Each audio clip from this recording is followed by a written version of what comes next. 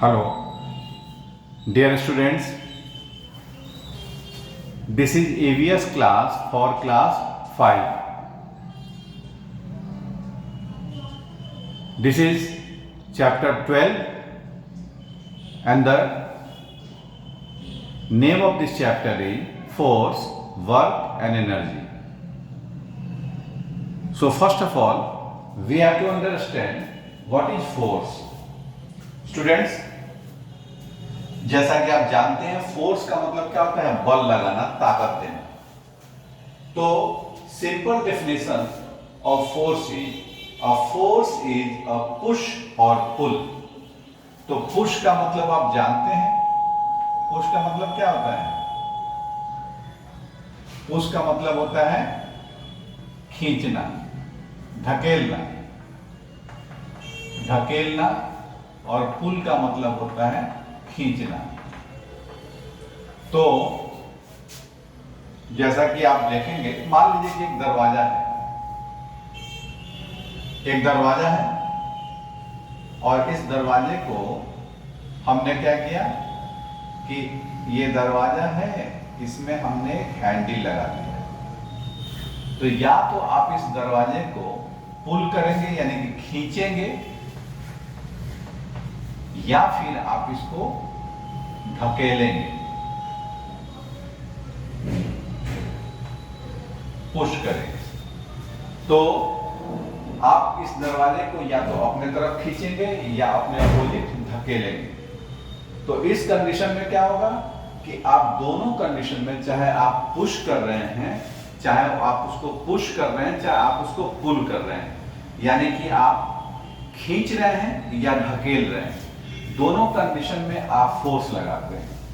तो जैसे आप एक ड्रॉअर को लें और अलमीरा में या फिर आपके टेबल में ड्रॉअर होता है, तो ड्रॉअर को या तो आप पुल करते हैं या फिर आप पुश करते हैं. तो इस कंडीशन में क्या होता है कि आप फोर्स लगाते हैं. So this is simply, this can be said a force is a push और पुल. अब इसके द्वारा, इस फोर्स के द्वारा हम बहुत सारे काम को कर सकते हैं. जैसे आप किसी चीज को उठाते हैं, किसी चीज को खींचते हैं, किसी चीज को ढकेलते हैं. इन सब चीजों में, इन सब कामों में आप फोर्स का इस्तेमाल करते हैं. तो मुझे समझ में आ रहा है कि आप इसको समझ गए होंगे कि फोर्स का डेफिनेशन क्या होता है और फोर्स बोलते किसको हैं, कहते किसको हैं. अब देखेंगे कि जैसा कि आप कोई चीज को घुमा देते हैं या किसी एक बॉटल लेते हैं, उसके आप कैप को, उसके ढक्कन को आप खोलते हैं, तो या तो उसको टाइट करते हैं या खोलते हैं. दोनों कंडीशन में आप फोर्स अप्लाई करते हैं. अब फोर्स का इफेक्ट क्या होता है, क्या क्या ये कर सकता है? तो पहला फर्स्ट है, force can change the direction of an object. किसी भी ऑब्जेक्ट की दिशा को बदल सकता है. जैसे मान लीजिए कि एक बॉल है, ये बॉल जो है ये इस दिशा में, सॉरी आवाज डिस्टर्ब हो रही, हेलो, ये बॉल इस दिशा में जा रही है और आपने क्या किया, ये बॉल यहां पहुंचा और आपने फोर्स इधर से लगा दिया, तो इसका डायरेक्शन चेंज हो गया. यानी कि ये बॉल अब इस डायरेक्शन में आने लगा. तो कह सकते हैं कि जैसे ही हमने फोर्स अप्लाई किया तो बॉल का डायरेक्शन चेंज हो गया, उसकी दिशा चेंज हो गई. स्टूडेंट, इस तरह से आप किसी भी चीज को, आप साइकिल को ले जा रहे हैं, आप फोर्स लगा देते हैं तो उसका डायरेक्शन चेंज हो जाता है. नॉर्मली आप फुटबॉल खेलते हैं तो आप देखते होंगे कि जब फुटबॉल में आप अपने पैर से किक मारते हैं तो उसका बॉल जो है किसी और डायरेक्शन में, किसी और दिशा में चला जाता है. या एक कैरम की जो कॉइन है, उसको आप जब स्ट्राइक करते हैं तो फोर्स लगता है और उसका डायरेक्शन, उसकी दिशा बदल जाती है. तो बहुत सारे चीज़ों में हम इसको देख सकते हैं, इस एग्जाम्पल को समझ सकते हैं कि फोर्स लगाने से किसी भी ऑब्जेक्ट की दिशा बदल सकती है, उसका डायरेक्शन बदल सकता है. तो मुझे लगता है कि आपको ये पॉइंट समझ में आया होगा कि force can change the direction of an object. अब हम देखते हैं second point. Force can turn things, किसी भी चीज को बदल सकता है। जैसे आप देखेंगे कि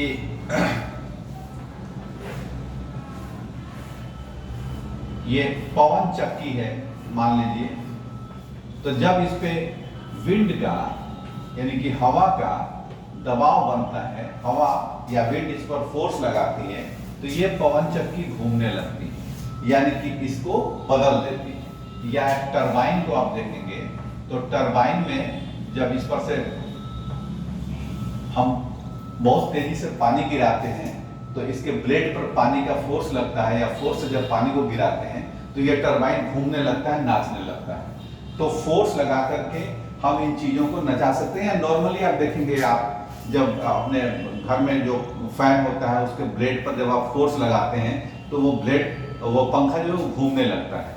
सो we can say that force can change the direction of an object. Clear? The third is force can change the shape of an object, यानी कि फोर्स से हम किसी ऑब्जेक्ट में के शेप में चेंज ला सकते हैं, उसमें परिवर्तन ला सकते हैं। जैसे आप एक बैलून लेते हैं, ये मान लीजिए कि बलून है, आप क्या करते हैं कि इसमें जब हवा भर देते हैं तो ये फूल जाता है, और फिर इसको दबाते हैं तो ये अलग अलग शेप का बन जाता है। या फिर एक मिट्टी का, आप गीली मिट्टी का गोला लेते हैं, और इस गोले को जब आप ऊपर से फोर्स लगाते हैं तो क्या होता है, ये पिचड़ जाता है और ये एक पापड़ के शेप में, रोटी के शेप में आ जाता है। या आटे का गोला लेते हैं, आटा का गोला लिए और उस पर जब आप हाथ से दबाते हैं, जब उस पर फोर्स लगाते हैं तो वो चिपटा हो जाता है। तो ये कह सकते हैं कि फोर्स से हम किसी भी ऑब्जेक्ट के शेप को बदल सकते हैं। Now student, types of force.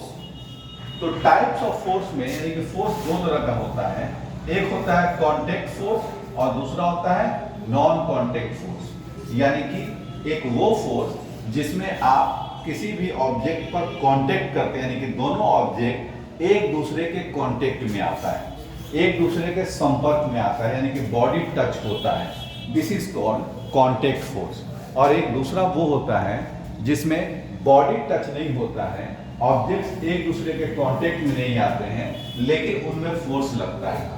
तो कांटेक्ट फोर्स और नॉन कांटेक्ट फोर्स। अब कांटेक्ट फोर्स में 6 टाइप्स होते हैं: applied force, tension force, normal force, air resistance force, frictional force and spring force. जबकि नॉन कांटेक्ट फोर्स 3 होते हैं: gravitational force, electrical force and magnetic force. एक बार फिर से समझें। कांटेक्ट फोर्स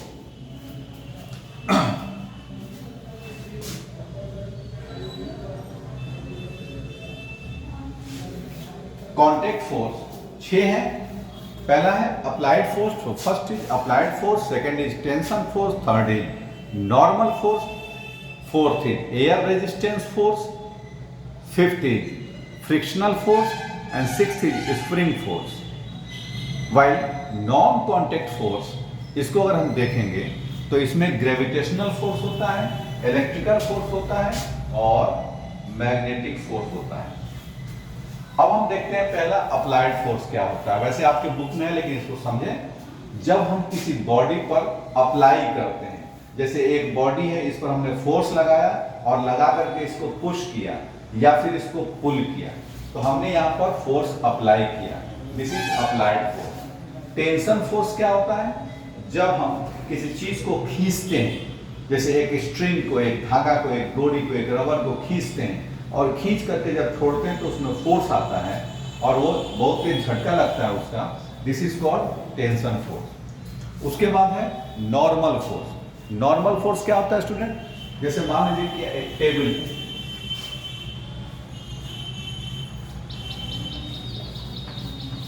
टेबल पर आपने एक बैग रखा,